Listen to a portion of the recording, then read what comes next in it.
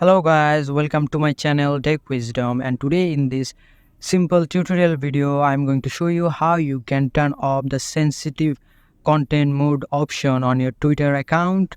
Without any delay, let's start the video.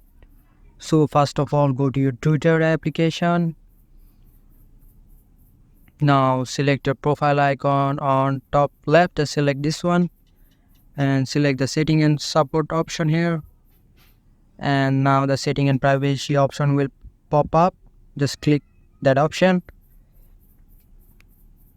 Now you can see the option privacy and safety. Just click that option and you can see the option content you see. Just click that option, and here is the option display media that may contain sensitive content.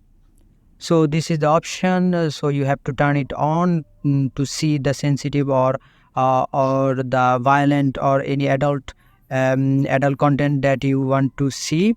Just click this option here, turn it into blue, and you might change another setting. Just go to your search setting option, just select that option, and here the option is here hide sensitive content.